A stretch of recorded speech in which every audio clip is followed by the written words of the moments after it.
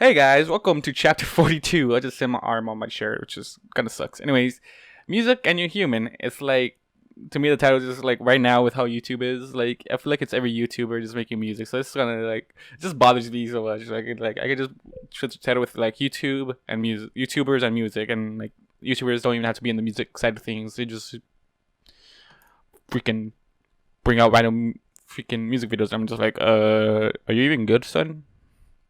Anyways, last time, I guess everybody was staring at the group, and Fluttershy was like, boom, and that one, like, I don't know what to call. I want to call it something like the pony that's trapped in a.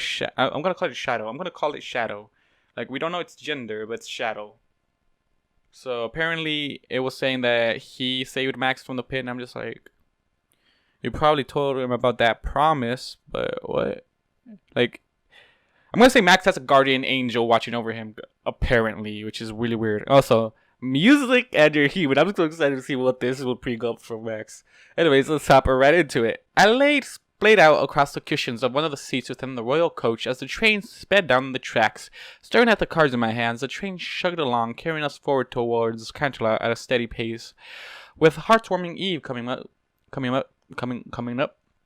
Twilight explained them that we would be staying at the palace in Canterlot for the holidays, since Twilight's parents lived in Canterlot, and Shading and Cadence, both of whom would be coming to visit, would be staying at the palace as well. It was supposedly the best place for us to stay. Though the holidays were 3 days away, Twilight had insisted that we head to Canterlot early. She hadn't said that she had something planned that required us to arrive a few days before everyone else. I was perfectly fine with that, as I had nothing planned, just like always. Plus, it got me out of Ponyville for a while. Ever since the infected human attack, ponies seemed to whisper to one another whenever I was outside of the library, so I was perfectly fine with the vacation. So Twilight, myself, and my guards were all heading to Canterlot for the surprise that Twilight had set up. We had left in the early morning, hoping to beat the morning rush, as well as the whispering crowd. It was now approaching noon, and we were almost to Canterlot. Twilight had spent most of the trip reading her book floating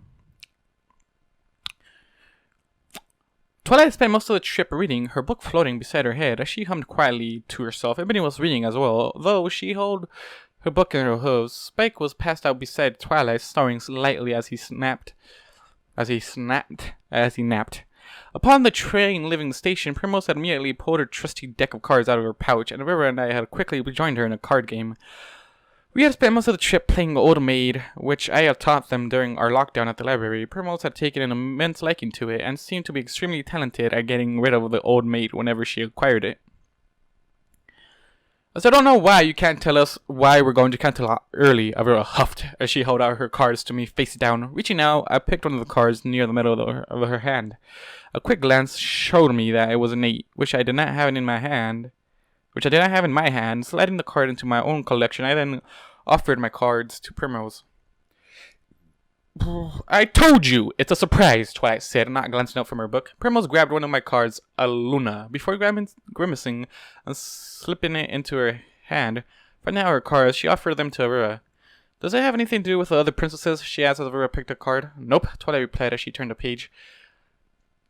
Does it have anything to do with Max being bitten by the infected human? Aurora asked as she held out her cards out to me. Grabbing one, I smacked as I got a 3, which I immediately paired with the one in my hand. Both Primrose and I were groaned as I discarded the pair. Of course not, Twilight snorted, rolling her eyes. We're trying to avoid that kind of attention, remember? Why can't you give us any hints? Aurora whined. Don't worry, it's nothing bad, Twilight said, eyes still locked on her book. In fact, it's gonna be fun. As long as it's nothing stupid, Primrose growled. Rolling her eyes with it being overcast weather today, she didn't need to wear her tinted glasses, although she had them perched on top of her head just in case the cloud cover started to break up. It won't be, Twilight replied. Besides, the surprise doesn't involve you, it involves Max. I paused in my choosing of a card from Aurora to give Twilight a curious look, shaking my head a huff before turning my chin back to the card game.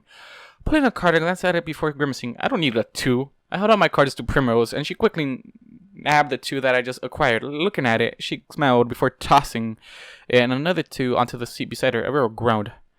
I hope it's nothing bad, I sang, placing my cards face down in my lap. Nope, Twilight said with a smile. You'll like it, I promise. It's a little something from me to you. Still no hint? I asked, giving her a pleading look. Pouting slightly, she smirked as she looked up from her book, silently shaking her head at me. Is it a cello? If this is a cello, I'm totally down with this. I just realized Max mentioned that he played the cello in one of the previous chapters. Not sure when, but he was enjoying Octavia's little performance during the gala. And I'll be amazed if it's a cello. Picking up my cards again, I resume playing, reaching out to grab one of Aurora's offered ones. Silence fell over the couch as we continued our game. Cards exchanged hands at a steady rate, paired ones being thrown to the side for later. Soon enough, it was just me and Aurora. Primrose having already discarded all her cards. I had one card left, a Celestia, while Aurora had two. One was the card I needed, the other was the Old Maid.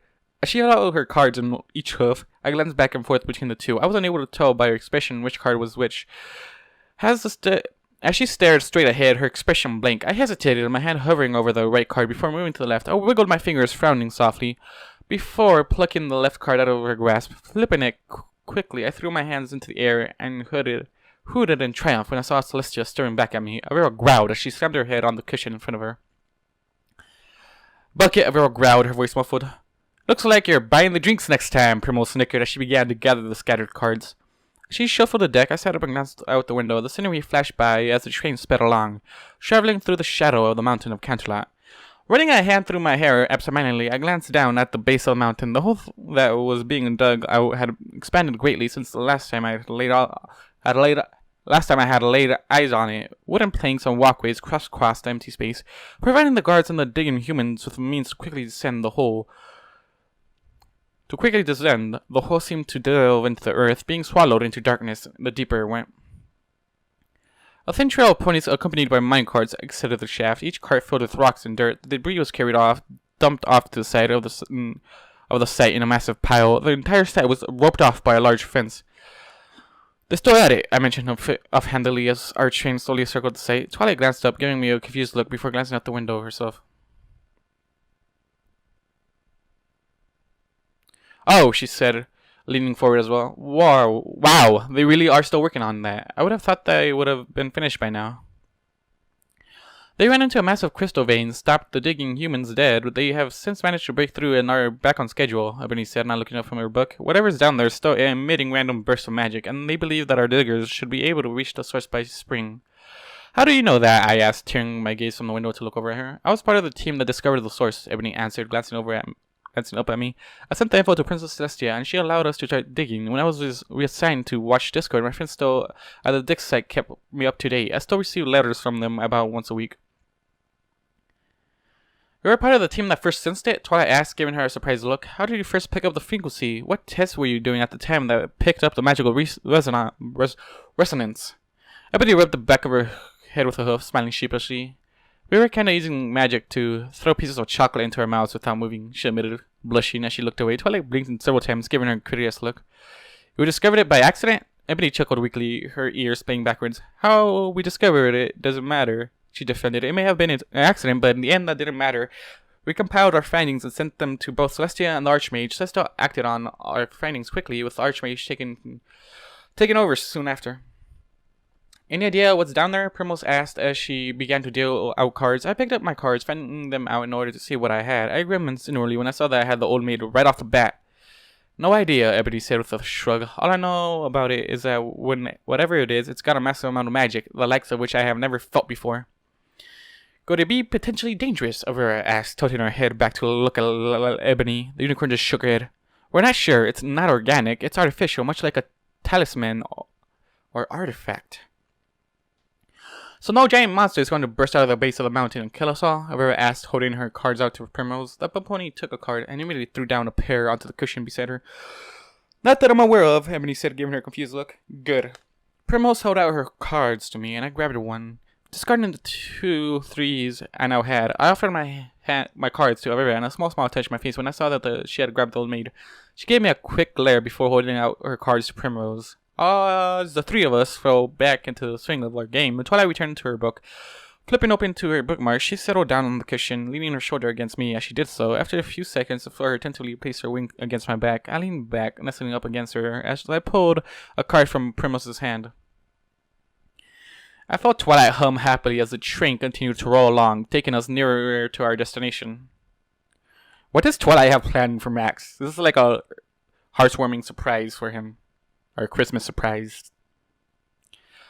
I gave off a low, impressed whistle as I stared up at the building before us. It was smaller than the other estates surrounding it, possibly the smallest one on the block, but that didn't make it any less impressive. 2 stories tall, the building was designed so that it looked like it had been entirely made out of carved marble. A large patio covered by a second-story balcony sat up front, completely surrounded by green bushes covered in white snow. A tiny fountain bubbled happily in the center of the small yard. A stone music note decorating it. Steam rose from the water, indicating that it was heated. Steam. Excuse me. We were in, for lack of a better term, the rich part of Canterlot, making me even more confused as to what Twilight had planned for me. Only high-end nobles lived up here, and if it weren't for the fact that I know Twilight, I would have been getting rather nervous of her intent. Okay, said Primrose, eyeing the fountain curiously. Now I'm even more curious as to what you're up to. You see, Twilight sang happily as she trotted towards the front door. As Twilight climbed the steps to the patio, my guards looked at me, chewing on my bottom lip. I just shrugged. Let's just see where this goes, I signed before following after my owner. By the time I caught back up with Twilight, she had already knocked on the front door and was patiently waiting for a response. My guards followed behind, scanning the area carefully. Their armor clinked together quietly as they ascended the stairs to stand behind me. We had only been standing there for a few seconds before the sound of a dead bolt being pulled back came from the other side of the door. There was a brief pause before the door swung inward. I blinked in surprise, my eyes widening when I saw the pony standing on the other side of the door. She was a gray earth pony, her coat brushed and fetlocks trimmed. Her mane, a darker shade of gray than her coat, was brushed back, cascading down around her shoulders. She had on a single article of clothing, a pink bow tie. It's the cello goddess from the gala, I thought as I looked down at her. She gazed out at us, a look of confusion crossing her face when her eyes landed on the 3 armored ponies behind me. The confusion left, and a small smile touched her face when she caught sight of Twilight. Your Majesty, she said, giving a small bow. Please, Twilight said, returning the smile. Just Twilight will be fine. Certainly, the mare replied, giving another bow before pushing the door open wider.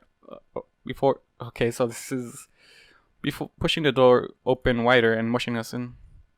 As I entered behind Twilight, I glanced around. The inside of the house wasn't anything like the outside. While the outside of the estate had looked almost Spartan and professional, the inside had a warm, homely feel to it. Instead of hardwood, cushy carpeting covered the floors, my toes practically sinking into the comfortable material as I slipped out of my sandals and placed them into my bags.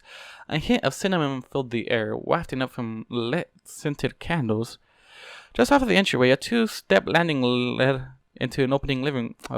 Just off the entryway, a 2-step landing led into an open living room. A large couch rested in the center of the room, facing a massive brick fireplace. There was a fire crackling merrily within, providing sufficient heat for the room. A large bay windows rested upon the far wall, providing a breathtaking view of the Equestrian countryside far below.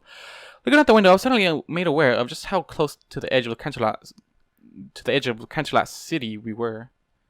Soft classical music filled the room, emanating from a small record player resting on a nearby table. As I looked around, I heard Twilight speak up beside me. Good afternoon, Miss Mallory. Thank you for seeing us on a short time. Please call me Octavia, the mare said, placing a hoof on her chest and giving Twilight a warm smile. Besides, it's not every day that you get a letter from a royalty asking for a private meeting. There was no possible way I could have said no. Still, I appreciate you taking time out of your busy schedule to see us. Well, just between you and me, Octavia said with a light giggle, I'm not actually all that busy around the holidays. The conductor likes to give us the time off to spend it with the family. We aren't intruding on anything, are we? Twilight asked in alarm, her ears playing backwards. I didn't want you to cancel any plans you had just to accommodate us. Oh no, Octavia said, waving her head dismissively through the air. There were no plans to interrupt anyways. My sister is currently in Manhattan, and I don't really talk to my parents anymore. The only ponies here right now are me and my mare friend, and she's currently sleeping.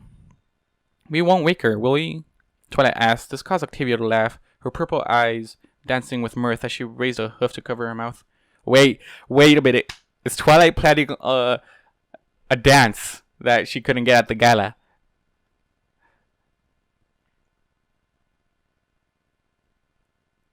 Yeah, okay, so her purple eyes dancing with mirth as she raised a hoof to cover her mouth.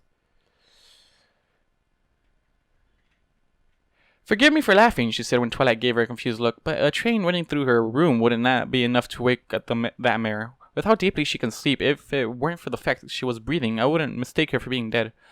Yeah, Vera breathed, smirking up at me. We know that feeling. I gave her a small pout before nudging her with my foot, causing her to stumble slightly. Octavia glanced over at us, raising an eyebrow slightly before returning her attention back to Twilight. Well, Miss Twilight, pleasantries are all good and such, but what brings you out here today? I'm afraid your letter was rather vague. I've heard through the grapevine that you are one of the best celloists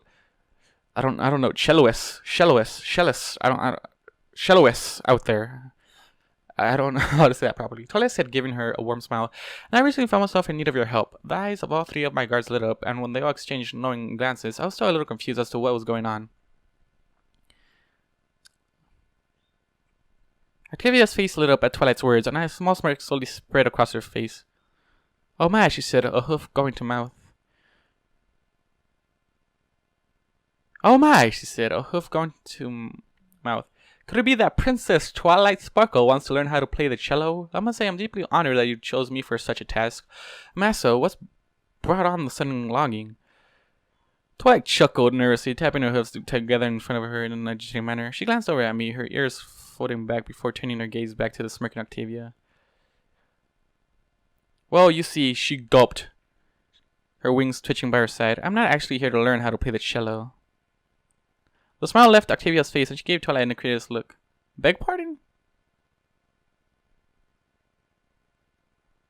The reason I contacted her, I'm so confused too. I'm like, drawing blanks, like, what's going on? I'm with Octavia over here. I'm on Octavia's side, and with Max is being confused. The reason I contacted you wasn't so that I couldn't learn to. The reason I contacted you wasn't so that I could learn to play the cello, Twilight said softly, not able to look the mayor in the eyes. So why did you contact me? Octavia asked, cocking her head to the side. Cello just motioned towards me. I came because of him. I gave Twilight a quick, confused look before returning my attention to Octavia as she glanced over at me. She gave me a hard look, her purple eyes narrowing before she closed them completely. Giving a heavy sigh, she then hung her head, giving off a low groan. I see, she muttered, keeping her eyes closed, her ears pressing against the back of her head. She seemed to deflate slightly, her tail drooping. The previous joy in her face seemed to disappear, replaced instead by a cold no, Siri, shush. By cold professionalism. Is that a problem? Ebony asked, cocking an eyebrow at Octavia, who just shook her head, her eyes remained closed. Of course not, she said, her voice emotionless. There's no problem at all. There's no problem at all. If you all would follow me. Turning, she trotted towards the set of stairs leading up to the second floor. I glanced down at Twilight, who just gave me a bewildered look before hurrying after the retreating mare. I guess we should follow, Ebony said, her tones uncertain as she moved forward. Vera nodded before making her own way towards the stairs. I had taken only a couple of steps forward myself, and I felt something hard bump into my leg. Glancing down, I found Primrose practically stuck to my leg. You okay? I asked, raising an eyebrow. Her ears were pressed tight against her head, and her tail was flicking back and forth in agitation. Her whole body was tense, and she was sticking so close to me that I was practically tripping over her. From behind her bandana, I could hear her inhaling deeply, almost sniffing the air. I don't like this, she muttered, her wings furling and unfurling by her sides. I don't like this at all. What's wrong with Octavia? If Octavia becomes bad, if Octavia's bad, it would be so bad. What's wrong? I paused, glancing over the room. Octavia and Twilight had just reached the top of the stairs, and my other two guards were almost halfway up, still enough to break for it. The scent, she growled, inhaling again. The scent. I don't like it. It's too strong, too potent. I blinked in confusion, glancing over at this. Wait, is it Ebony? Okay, I need to check this. Yeah, it's Primrose. Okay, I thought it was Ebony, because Ebony likes her cinnamon apple cider. Okay, so it's too potent. I blinked in confusion, glancing over at the scented candles in confusion. You mean the cinnamon? Primrose's wings unfurled again, her tail thrashing against my leg as she stuck close to me. Yeah, she muttered, it's the cinnamon. I cast a quick glance up at the others, who were now all at the top of the stairs, giving us confused looks, crouching down. I signed, We can leave if you like, before scratching behind the pony's ears. No, it's alright, she said, shaking, relaxing slightly under the attention my hand was giving her. The smell's just getting to me. Is everything alright? Octavia called down to Primrose, her eyebrows raising. Everything's fine, Primrose called back up, her voice returning to its usual strength. Everything's just fine, she said, softer than before, almost like she was trying to convince herself. As I stood back up, she shook herself, her armor clinking together noisily. She looked up at me, her eyes hidden behind her shades. Before moving towards the stairs, I frowned slightly as I watched her walk. My eyebrows furrowing, she was nervous about something, and that was in turn making me nervous as well. Casting one last glance around the room, I followed quickly after her. As Primrose and I reached the top of the stairs, Octavia gave us a quick look before returning and trotting off down the hall. "Miss Melody, please," Twilight called out, fluttering down the hall after her. "What's the matter? Was it something I said? I apologize if I said something insulting or rude." Octavia paused, glancing back over her shoulder at us. Her eyes landed on me, she said before lowering her head. "Nothing insulting, I assure you," she said softly. She turned back around and continued walking. "Then what?" Twilight began, but trailed off as Octavia gave another sigh. "If you must know, it's the reason you're here that causes me grief." "I'm sorry?" Twilight said, blinking in confusion. Octavia glanced over at me, frowning slightly.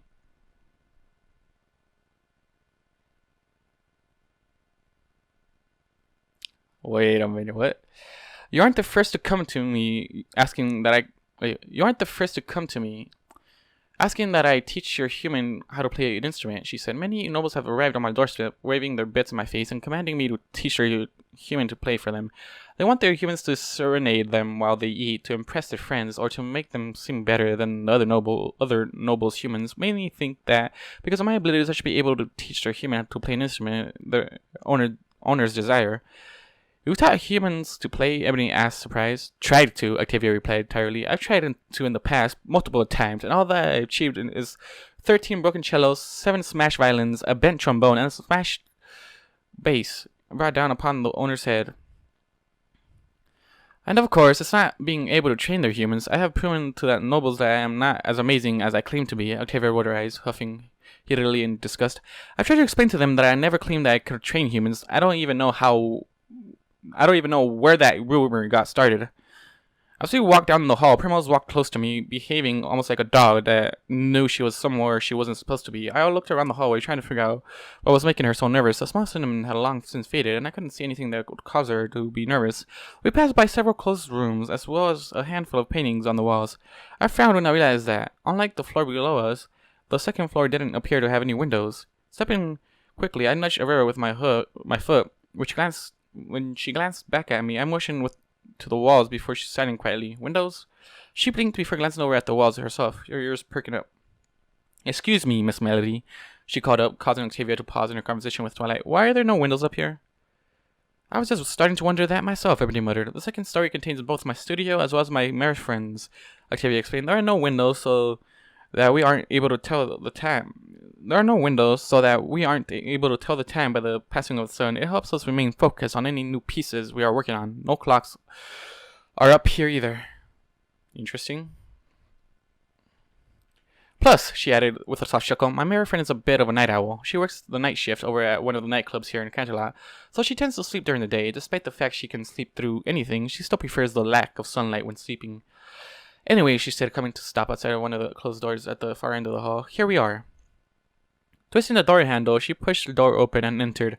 As we filed into the room, I glanced around. It was a medium-sized room, windowless, with a dark hardwood flooring, chairs and music stands scattered on the floor, several cellos resting in specifically made stands along the far wall, each a different color of wood, dark wood, light wood, and burnt wood, to name a few. There was even a black cello, polished, a wonderful sheen, resting in a rack. "Do forgive the mess," Octavia said as she stepped around the chairs. "I was all posing last night, and I haven't had a chance to clean up yet." As she picked up slightly, I glanced around the room, impressed. Some recording equipment rested off to the side, along with some noise-canceling barriers. There was a small closet along the far wall, that door to which was open. I could see multiple instruments resting inside, violins, basses, and cellos. I even noticed a harp among the instruments. The smell of rosin and paper filled my nose. Rosin and paper filled my nose, and I inhaled happily. "There's that smell," I thought, remembering my time in the orchestra. I glanced over at Twilight, whom I saw watching me out of the corner of her eye. As I looked at her, she glanced away quickly, a small blush touching her face. I smirked, shaking my head slightly. Did you do this for me so I could play again?" I asked quietly as I walked up beside her. "Oh, so you could hear me play." So you could play again, she said, a small smile touching her muzzle. I figured since you used to play, you might want to do it so again. It's just a happy coincidence that I'll hear it. I shook my head, chuckling softly. Reaching out a hand, I scratched behind her ear, earning a happy coo from her. Alright, Octavia said, moving a set of chairs over and placing them in front of us. Let's get this over with. Turning to Twilight, she gave her a strained smile. Now I'm going to try teaching a human again, since you've come all the way out here just for this. However, I just want to be aware, this probably won't work. Don't be surprised if he just breaks the instrument instead of playing it. Octavia, you don't know shit, okay? Our boy here knows how to play this shit since he was in the orchestra and back in his older life. I want to see her reaction. Oh, I love this.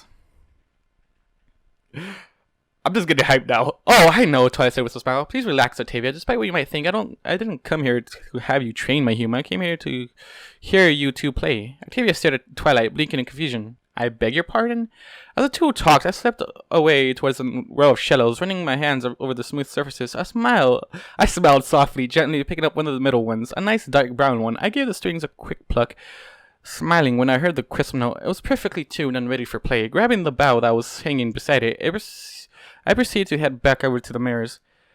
But why are you here then? Octavia asked as I approached. She was so focused on Twilight that she didn't see nor hear me sit down in one of the large chairs. My guards were watching me. Smiles on Ebony's and Rivera's faces. Primrose gave a nervous flick of her ears, lifting her sunglasses to perch them upon her head. I told you, Twilight said with a giggle, I want to hear you play. But you're human, Octavia said, her face scrunching up. I want to hear him play too, Twilight said. I was hoping to hear both of you play together. But that would require me teaching him first. Oh, Twilight smirked, glancing over at me. I think Max can take care of that himself. Octavia opened her mouth to say something, but I took that exact moment to play a quick D major scale, running up and down the scale with perfect ease. Glancing up, I saw Twilight giving me an amused look, while Octavia was standing there, mouth agape. But that's impossible, she muttered slowly, shaking her head in disbelief. I'm not sure about the other humans you've tried to train before, Twilight giggled, but Max here is unique. I gave Octavia a small smile before playing a G major, followed by a C major scale, warming my fingers up and getting used to the cello again, after not having played the instrument in so long. How long has it been? Like, it's already December.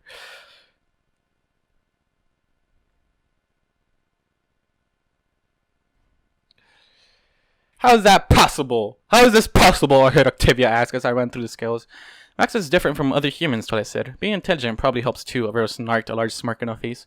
Intelligent? Octavia murmured, staring at me with a curious look on her face. You can understand us?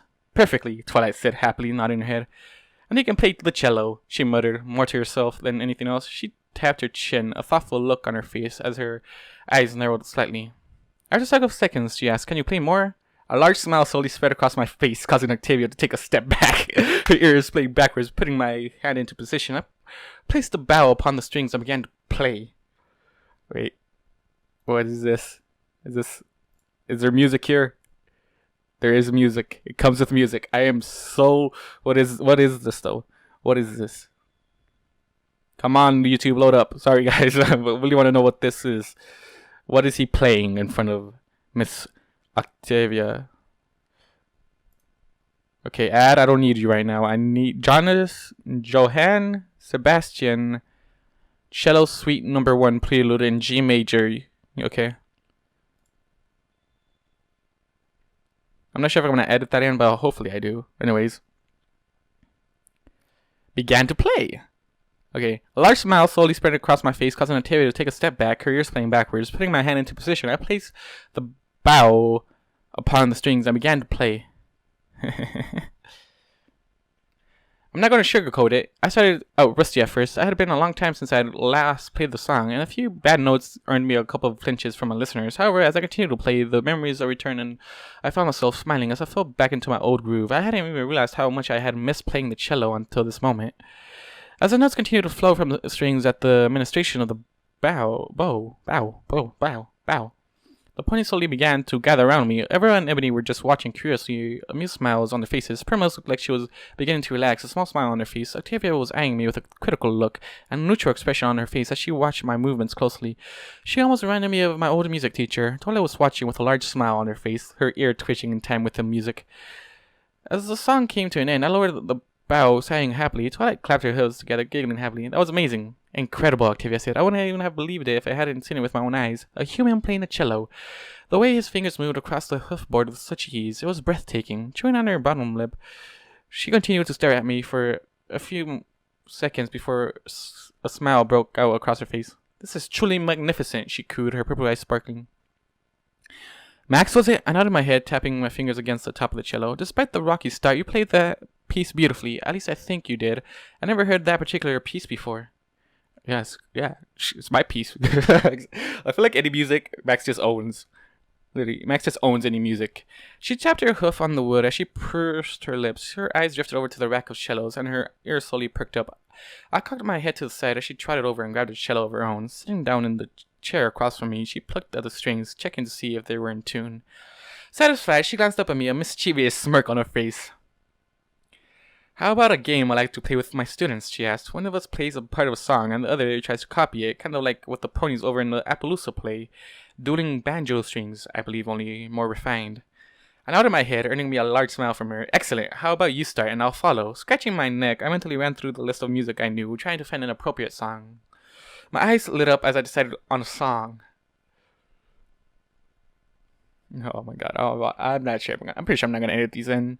Placing the bow, I began to play, lightly dragging the bow hairs across the string. After a few seconds, I began to tap on the side of the cello as I continued to draw the bow slowly across the strings. Octavia watched me closely, her ears perked and trained on me. Smiling softly, I stopped tapping and placed my hand on the neck of the cello, my fingers dancing across the vibrating strings as I played. Ears twitched as I pulled the bow harshly, causing quick bursts of sound to come from the instrument. After I had been playing for a while, Octavia joined in, hesitantly playing out a couple of notes before gaining more confidence. Soon enough, we were both playing, each of us echoing what the other was playing. I would call, and Octavia would answer, only a few octaves lower. During a brief pause from Octavia, I quickly swapped out my bow for my fingers, plucking at the strings, my pizzicato causing the ponies to cock their heads to the side in confusion.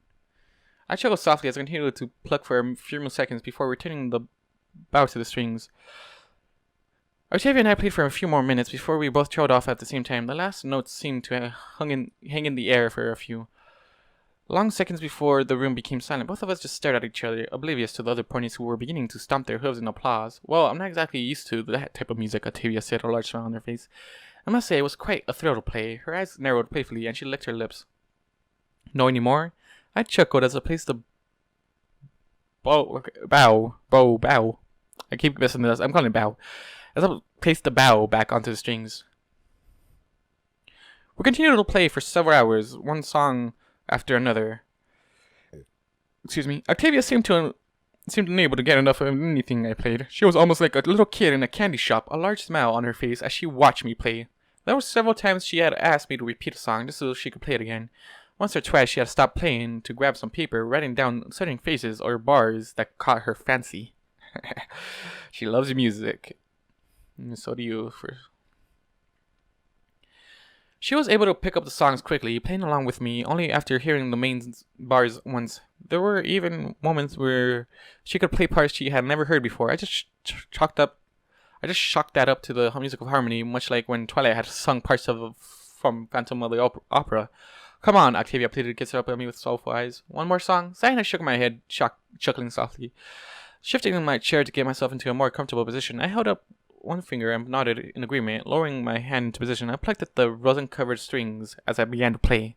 Once again, without ever having heard the song before, Octavia entered precisely when she needed to, her bow, which had several broken hairs now, pulling slowly and with purpose across the strings. Her hoof slid up and down the neck of her cello, the edge of her hoof pressing into the string much like my fingers would.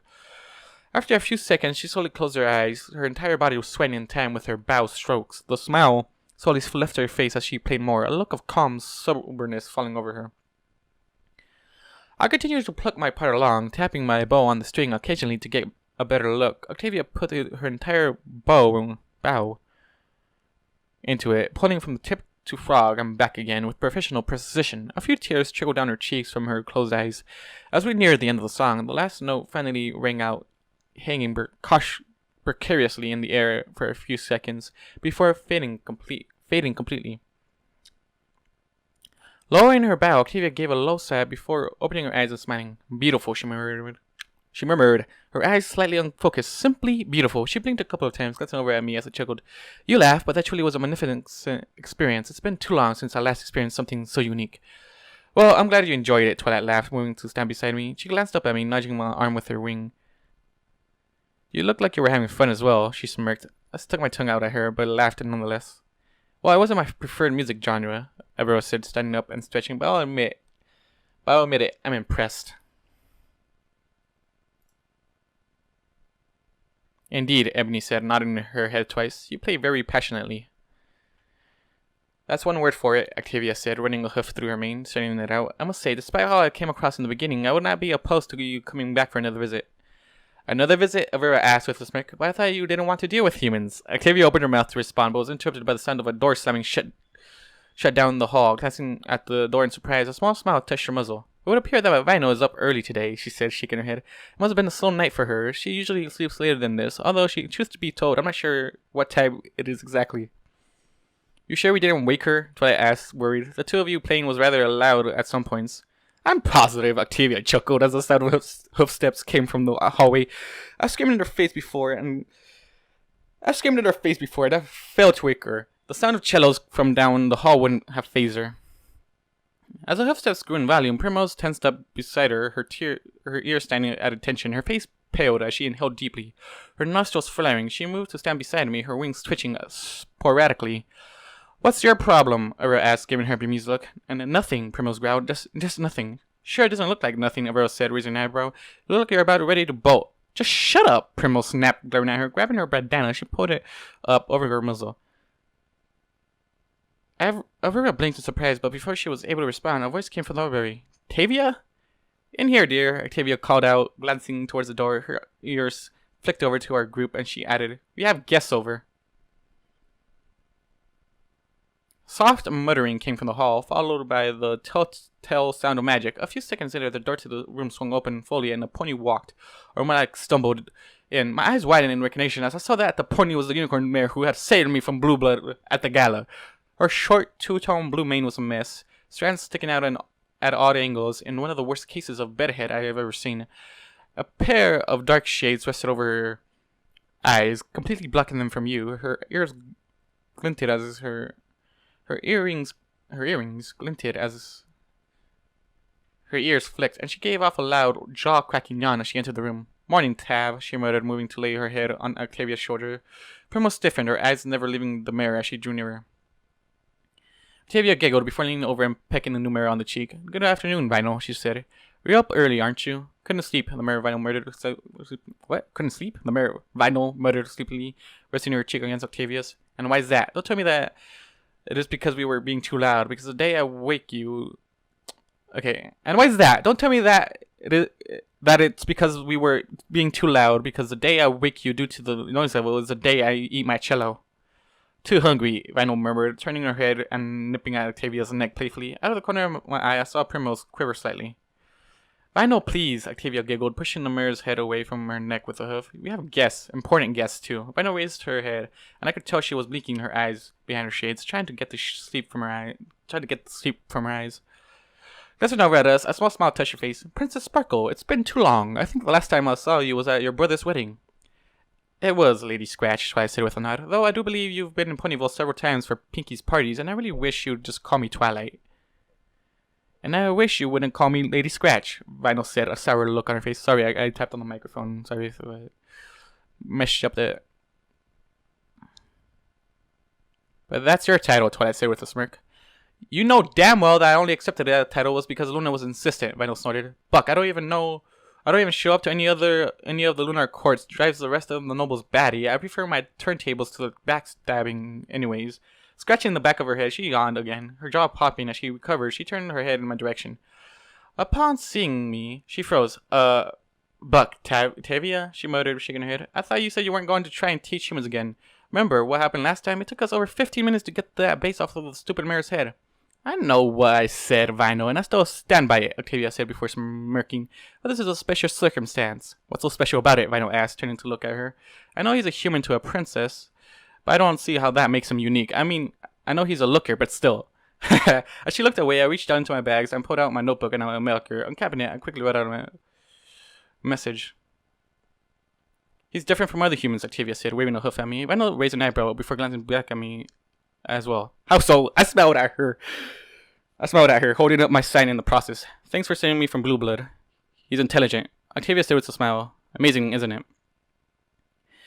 Randall didn't reply. She just stood there staring at me. The small smile that she had once had on her face was now gone, replaced by a neutral look. Her ears perked up and her hackles were raised slightly. An intelligent human, she muttered. It wasn't a question. It wasn't a question. It was fact.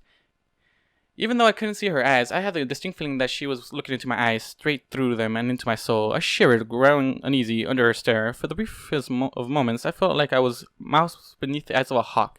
And then, just like that, it was gone. Randall moved, walking towards me with a slow, even steps. Primrose stiffened further as the mirror began to circle, her hidden eyes studying me closely. The room was silent except for the clip-clop of her hooves on the wooden floor. After several circles, she suddenly moved to stand in front of me, her nose inches from mine. I could feel as she inhaled deeply, sniffing me, taking in my scent. Her nose twitched once before her face scrunched up, and she snorted loudly. Leaning back, she gave me one last look before muttering under her breath. He's got a good heart, unlike him. She snorted once more before shaking her head, turning and trotting back towards Octavia. Twilight gave her a curious look as she walked past, but Rhino ignored her. We'll have fun, Octavia, she sang, instantly reverting back into her relaxed nature. She nipped at Octavia's ears as she passed, causing it to flick. I'm going to get something to eat before I die of hunger. With that, and a quick flick of her tail, she was out of the room and down the hall in a flash. Octavia stared at the open door, and bemused look on her face as she blinked owlishly. That was strange, she said slowly, her brow hovering. I was expecting her to be more excited about that than she was. She tends to love strange stuff like this. She motioned towards me with a hoof. An intelligent human, what's more strange than that? She shot a quick glance at me. No offense. I gave her a smile, causing her to show in response. Quite. Setting her cello gently down onto the ground beside her chair, Octavia stood, grunting happily as she stretched.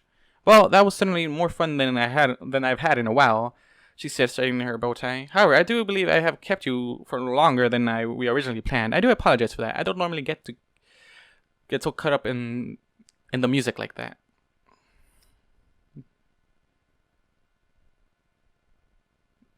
That's quite alright, Twilight said quickly, giving her a warm smile. We had nothing else planned for today, so there's nothing to apologize for, especially seeing as you two played such wonderful music. That may be so, but I still feel bad about taking up so much of your time, Octavia said with a bow. If Rhino is already up, then that means that it's getting late. We better get going before it gets too dark out. Alright then, Twilight said, returning the bow. Thank you once more for allowing us the use of your instruments and your talent. Glancing at me, she gave a small nod over her head towards the door. Come along, Max. What? I kept a firm grip on the cello as I stood up, pushing my chair back, walking to the rack. I gently placed the instrument back into the same space I had taken it from. Loosening the bow before I placed it back on the hook. Turning, I gave Octavia a quick bow and smile before walking beside Twilight. The pleasure was all mine, Octavia smiled, inclining her head. Thank you for this wonderful experience, and please don't be a stranger. Pushing the door open, Twilight led the way as we made our way down the hall, heading towards the front door. My guards followed behind me, their armor clinking softly as they moved. Ebony and Vera appeared at ease, but Primrose was a different story. For whatever reason, she didn't relax again until we were out of the house, through the gate, and halfway down the street. I feel okay. This is like something I'm gonna like. I feel like Primrose was like scared because of Vinyl, because I'm pretty sure the story probably thinks Vinyl is one of her enemies, or Primrose thinks one of her enemies or rivals, which is bad. Anyways, to the Archmage, this son of a bitch. Honestly, don't really want to read it because I don't like the Archmage, but I got to do this. The fire crackled loudly behind the Archmage as he stared down at the chessboard set out before him. Tapping his hoof absentmindedly upon the table, he eyed the chess pieces with a small frown upon his muzzle. His blue eyes narrowed as his gaze landed on one piece in particular, piece that had been a thorn in his side since day one. Growling softly, he picked up the white pawn, glaring at it as he hovered in front of his face. The human, its expression frozen in the white marble, stood at him with a blank look, its eyes unseeing. Out of all the pieces that were currently on the board, this one alone was causing him the most grief. Even the White King wasn't as troublesome as the godforsaken pawn. With a flash of his magic, the white pawn was back beside the white bishop. A small alicorn with its wings spread wide, leaning back in his chair. The archmage closed his eyes and sighed. With a grunt, he stood up and stretched his tail, flicking back and forth lazily. That is an issue for another time, he muttered, eyeing the pawn with distaste as he walked out from behind his desk. Outside in the distance, the clock tower chimed out the hour, informing the archmage that it was nearing nightfall. Everyone at the academy had most certainly already left for the evening, leaving him alone. Outside, by the light of the setting sun, snow could be seen falling, starting to cover the city in a growing blanket of snow. At the rate it was falling, combined with the amount already on the ground, it would make getting home difficult for anyone still out and about at this time. Not that it mattered to the archmage. He had taken to sleeping on the small cot in the side room. Pulling the curtains closed, the archmage also closed the fireplace screen, double-checking that the door to his office was locked. He then turned his attention to a large full-length mirror that stood in the corner of the room. Staring at his reflection for several seconds, a small smirk crossed his face before his horn lit up, and the entire mirror was enclosed in a yellow light. Casting one last glance over his shoulder, the archmage moved forward and stepped into the mirror. Stepped into the mirror, you say?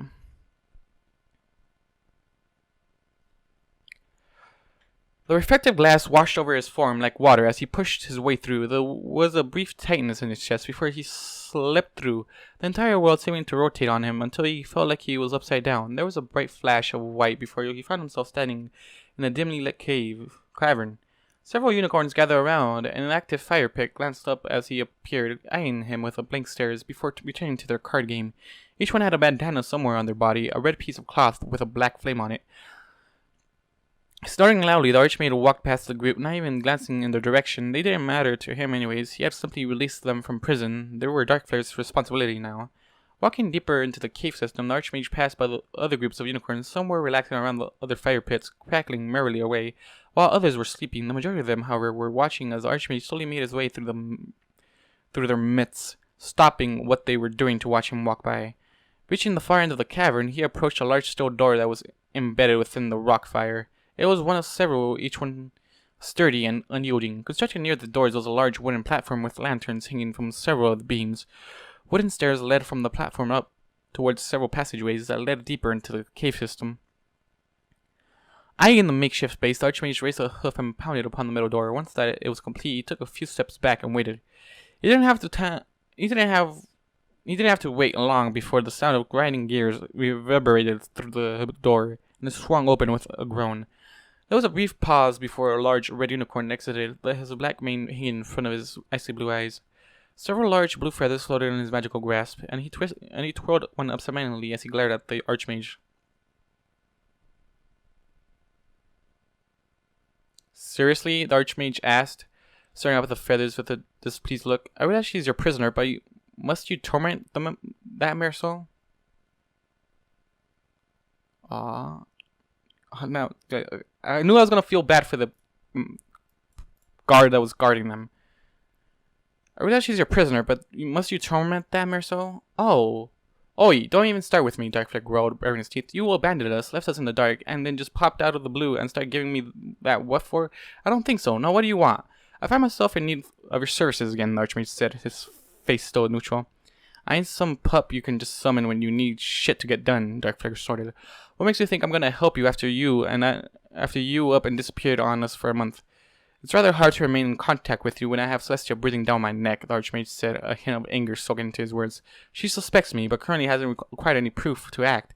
This is the first chance I've gotten to get away with her distracted by heartwarming Eve preparations.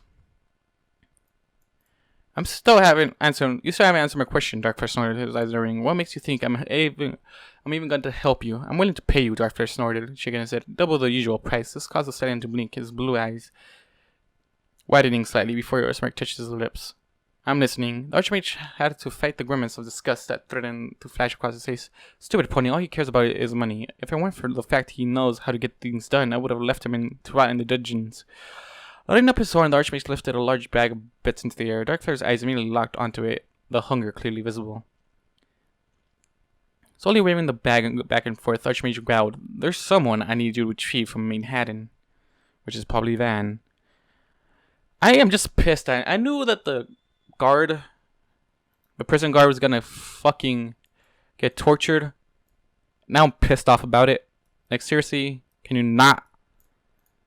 Oh, I hate torture. Anyways, especially when they don't even deserve it.